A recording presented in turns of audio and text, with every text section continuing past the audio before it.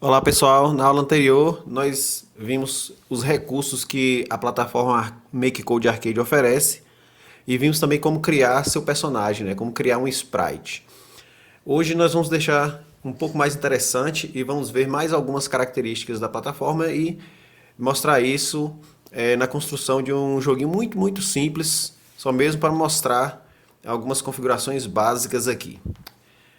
É claro que quando você for criar um jogo mais complexo, vai ter bem mais código, né? Mas esse aqui, o objetivo é apenas mostrar o mais básico, né? Aquelas configurações iniciais que você geralmente faz no jogo.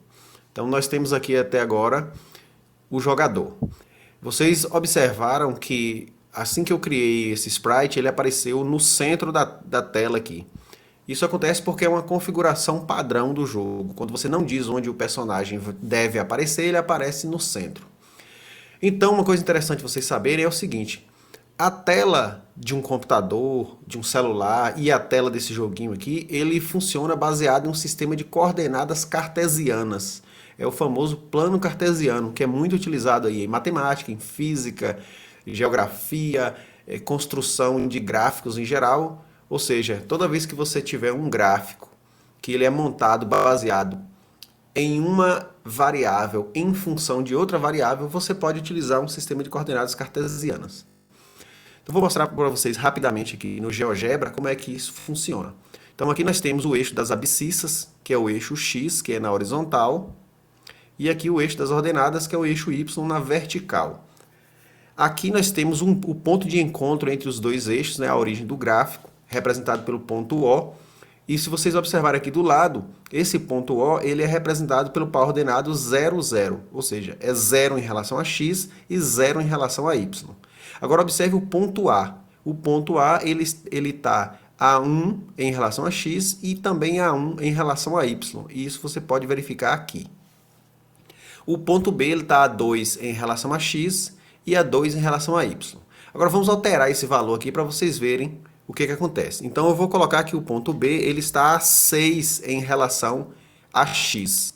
Então observe para onde o B vem, porque ele está a 6 em relação a x. Ok? Então vou alterar aqui o ponto C e o ponto C ele vai ficar a 5 em relação a y. Então, o ponto C ele passa para cá, porque ele está 5 em relação a y, mas ele continua em 3 em relação a x. Por isso, o par ordenado que o representa é 3 e 5. No caso do nosso joguinho aqui, ele funciona de uma forma muito semelhante. Porém, os pontos que aqui no GeoGebra são esses pontos que você vê aqui em relação a y, em relação a x, no MakeCode Arcade eles são pixels, certo? Então se você coloca ele aqui na posição 10, 10, então ele está no pixel 10 em relação a x e no pixel 10 em relação a y. No caso dessa tela aí, ela vai ter uma resolução de 160 pixels na horizontal e 120 pixels na vertical. Uma outra diferença é que no plano cartesiano aqui você vai ter a ascendente, ou seja, você vai ter os valores crescentes de y de baixo para cima. Você verifica aqui, ó, 1, 2, 3, 4 e assim por diante. No caso das telas de computador e na tela do joguinho aqui, o eixo Y está invertido. Então, aqui onde você vê o ponto 0, 0, no joguinho ele é aqui em cima, tá? No canto superior esquerdo. Então, se você quiser incrementar os valores de Y, eles vão descer, ao invés de subir como é no plano cartesiano normal. No caso do eixo X, ele é a mesma coisa. Para testarmos isso, vamos então posicionar nosso sprite em alguns pontos aqui. Então vou pegar aqui em sprites. Então vou pegar aqui o comando set my sprite position to. Vou colocar aqui. Vou substituir a variável mySprite por jogador, já que eu estou utilizando a variável jogador para o nosso sprite, certo? Então observe, ó, como aqui está 0x e 0y, ele já apareceu aqui no cantinho superior esquerdo. Então vou aumentar o valor de x aqui. Você pode tanto digitar o valor quanto mover essa barrinha aqui. Só que às vezes quando você vai mover essa barrinha é difícil você colocar em um valor que você quer. Vou tentar arrastar para 10 aqui. Observe que às vezes dá um pouquinho de trabalho, certo? No y eu vou digitar porque é mais rápido. Vou colocar 20. Então, quando atualizar aqui a tela, você observa que mudou a posição desse personagem. Então, vou mudar novamente e vou colocar o X aqui, 150, e vou colocar o Y, 100. Então, observe que ele foi para outra parte da tela. Vou colocar aqui, então, o valor 200 no X.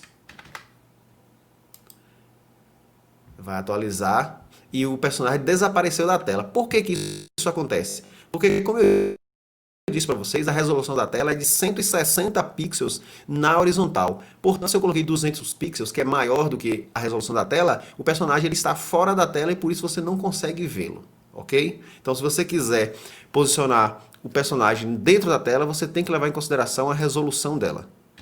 Colocando o valor 50, o personagem volta então para a tela, ok? Então, eu vou colocar aqui a posição inicial dele, 20, 20.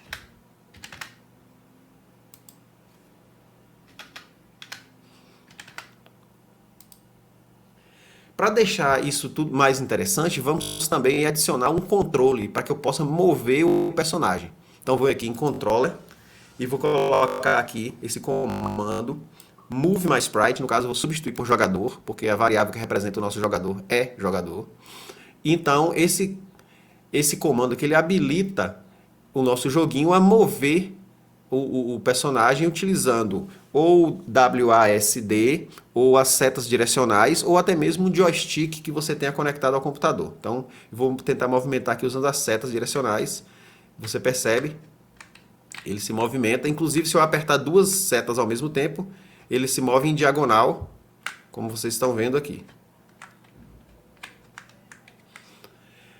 Para deixar o jogo um pouco mais interessante, eu vou então adicionar uma cor de fundo. Então eu venho aqui em Scene, que é cena, e pego Set Background Color 2. E vou colocar aqui, escolher uma cor bonitinha. Ok? Então quando atualizar vai ter mudado aqui a cor de fundo. Você pode colocar uma imagem de fundo também, mas isso nós vamos ver em uma outra aula. Para deixar ainda mais interessante, vamos criar então um outro personagem para ser o inimigo. Antes disso, eu quero que você observe o seguinte, olha, o sprite ele vai ter duas variáveis representando ele aqui, ó. Uma é o nome da variável, no caso é jogador, então o nome desse personagem é jogador para o jogo. E a outra é o tipo de sprite que ele é. No caso, esse tipo de sprite que ele é o de player, ou seja, de jogador.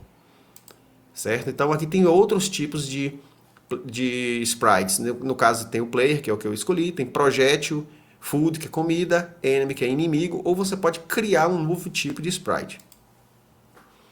No caso, com esse sprite que eu vou adicionar aqui, eu vou colocar ele como inimigo. Vou até renomear essa variável, vou colocar inimigo, e vou mudar o tipo dela para inimigo. Aqui eu vou desenhar então esse personagem. Novamente, pensando em ser rápido aqui, eu vou criar um bem simples.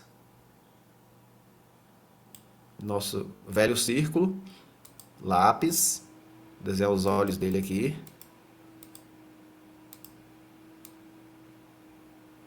Pronto, opa, deixar o olho maior. Fazer ele franzir a testa aqui para dizer que ele está com raiva.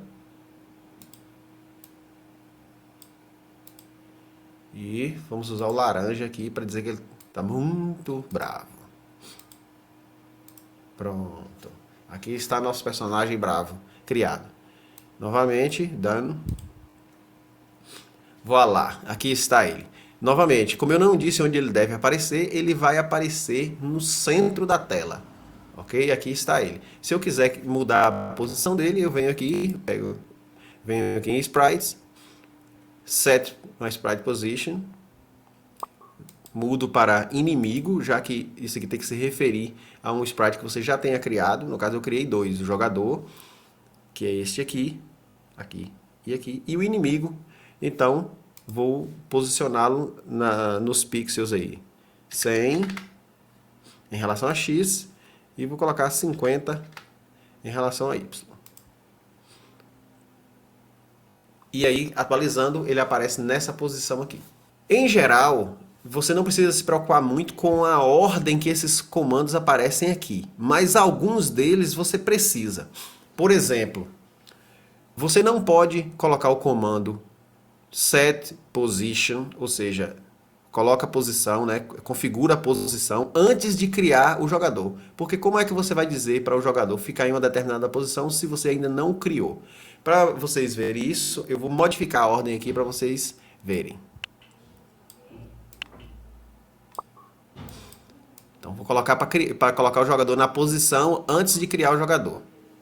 Aí vai atualizar e aparece aqui uma mensagem de erro, justamente porque eu coloquei o jogador em uma determinada posição antes de criar o jogador.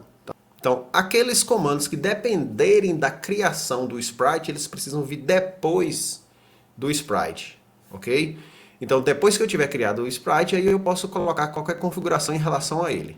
Tá? E aí não precisa se preocupar com a ordem. Por exemplo, eu posso pegar isso aqui, colocar aqui antes, que não vai ter problema nenhum, porque eu já criei o sprite, então eu posso movê-lo antes de colocar na posição.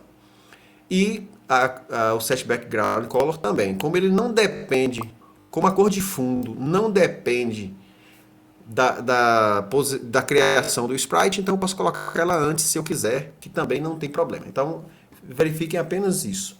Aquilo que depender da criação do jogador, ele precisa ser colocado aqui depois da criação dele. Ok? Então, movimentemos aqui, deixei ele atualizar.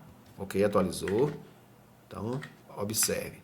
Observe uma coisa interessante. O que acontece quando um personagem passa por cima do outro personagem? Não acontece nada, né? Nada. Por que que não acontece nada? Porque eu não configurei para acontecer coisa alguma. Então, vamos colocar aqui para quando o personagem amarelo, que é o nosso jogador, ele cruzar sobre o personagem laranja, então ele morre, né? Dá game over. Vamos lá, então. Para isso, você vai pegar aqui em Sprites, você vem aqui, opa, e pega esse loop aqui chamado onSprite, overlaps ou the sprite. Isso aqui significa o quê? Quando um personagem passa por cima do outro personagem. É isso que significa. Vou colocar aqui do lado. Você pode colocar embaixo também, mas eu acho mais interessante você colocar do lado, porque às vezes você começa a fazer o joguinho e aí você faz esse bloco desse tamanho e coloca esse outro aqui embaixo e aí depois você lembra que tem que colocar mais coisas aqui dentro. E aí isso aqui cresce e acaba passando por cima do outro bloco. Por isso é mais interessante você colocar aqui na frente, porque aí tende a ficar, você pode acrescentar novas coisas nos blocos e um não passa por cima do outro. Então, o que eu estou dizendo é o seguinte, olha, quando um personagem do tipo jogador, tipo player, ele passa por cima de outro sprite do tipo, no caso eu vou substituir aqui por inimigo, já que esse aqui é do tipo inimigo, acontece alguma coisa. Mas o que vai acontecer? Eu não pus nada ainda. Então vamos para algumas opções aqui. A primeira opção, faça um som. Demorando para atualizou. Vamos lá.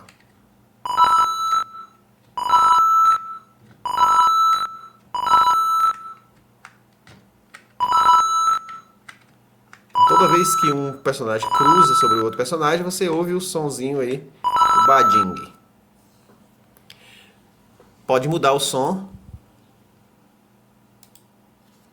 Vou colocar o som de Power Up. Atualizou.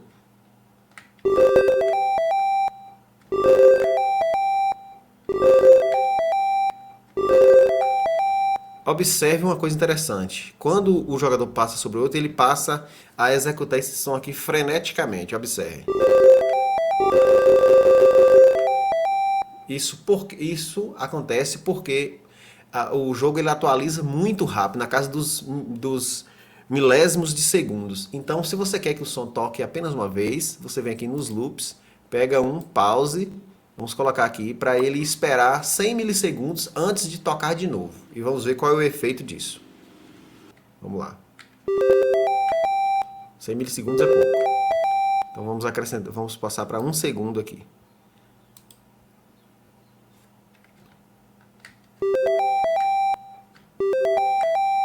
Pronto. Aí só toca uma vez agora. Isso porque eu coloquei para ele esperar 1 segundo, ou seja, 1000 milissegundos, antes de tocar a próxima vez.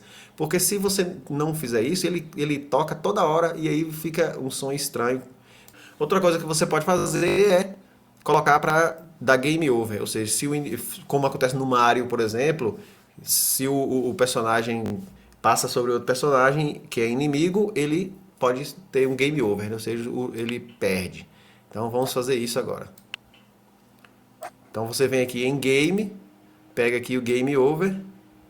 Esse comando de Game Over, ele pode ser tanto para você perder, lose, ou para ganhar. Ok? Então vamos colocar para ganhar aqui primeiro. Você ganhou.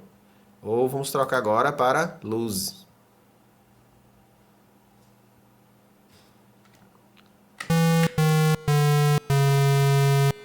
Ok? Então, por hoje é isso. Treinem, testem, usem a plataforma. Aqui você pode testar o que você quiser. Fique à vontade para acertar e errar, não tem problema nenhum. Mas teste, faça testes, veja como as coisas funcionam, faça experimentos e até nossa próxima aula.